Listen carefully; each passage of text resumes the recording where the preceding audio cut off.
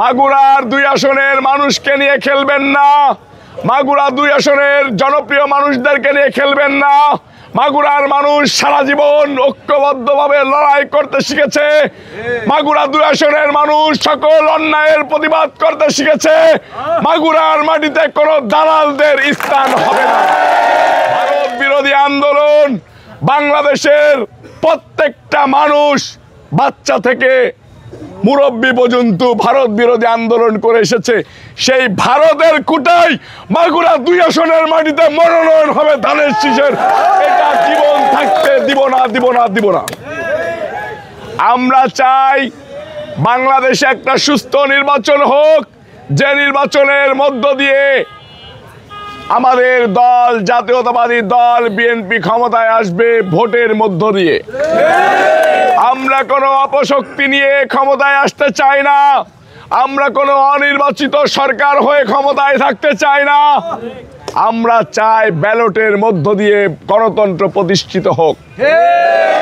বিএনপির ভারপ্রাপ্ত চেয়ারম্যান জনাব তারেক রহমান সাহেব সারা বাংলাদেশে নিরপেক্ষভাবে জরিপ করতেছেন কাদেরকে মনোনয়ন দেওয়া যায়। সেখানে কাজী সালিমুল হক কামাল এবং রবিউল ইসলাম নয়ন জনপ্রিয়তায় এগিয়ে রয়েছেন। এই জনপ্রিয়তাকে উপেক্ষা করে একটি কুচক্রী মহল কোটা দিয়ে, সিনিয়রিটি দিয়ে, অমক তমক দিয়ে মাগুরা 2 আসনের মাটিতে মনোনয়ন এনে দিতে চাই। আমি তাদেরকে হুঁশিয়ার সাবধান করে দিয়ে বলতে চাই, মাগুরার 2 আসনের মানুষকে নিয়ে খেলবেন না।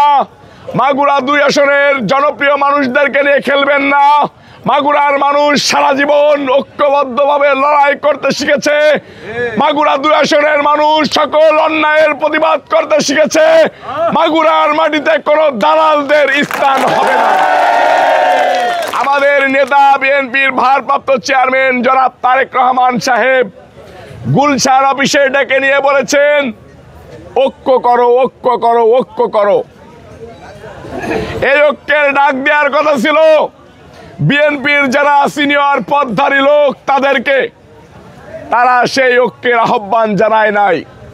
কাজী সালিমুল হক কামালের পরামর্শে রবিউল ইসলাম নয়ন এই ঐক্যের ডাক দিয়েছিলেন।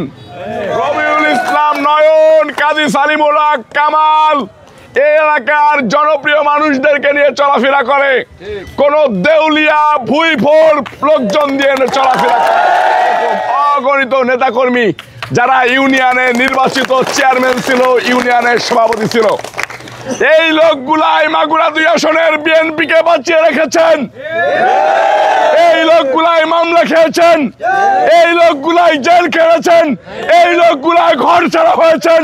তাদেরকে উপেক্ষা করে কোন ইন্ডিয়ার দালালকে মাগুরার মাটিতে স্থান দেওয়া হবে। ভারত বিরোধী আন্দোলন বাংলাদেশের প্রত্যেকটা মানুষ, বাচ্চা থেকে মুরব্বী পর্যন্ত ভারত বিরোধী আন্দোলন করে এসেছে। সেই ভারতের কুটাই মাগুরা 2 আসনের মাটিতে মনোনয়ন হবে ধানের শীষের। এটা জীবন থাকতে দিব না, দিব না, দিব না। বিএনপির ভারপ্রাপ্ত চেয়ারম্যান জনাব তারেক রহমান সাহেবের ওয়াদা, জনগণ যার ধানের শীষের মনোনয়ন তার। আমাদের নেতাকে যারা ভুল বুঝিয়ে কোটা দিয়ে মাগুরা 2 আসনের ধানের শীষকে নষ্ট করতে চায় তাদেরকে ছাড় দেওয়া হবে না। এই ধানের শীষই আমাদের সর্বশেষ অস্তিত্ব। এই ধানের শীষকে বাঁচিয়ে রাখতে হবে। এই ধানের শীষ নিয়ে যারা ষড়যন্ত্র করতে চায় তাদের হাত ভেঙে দিতে হবে।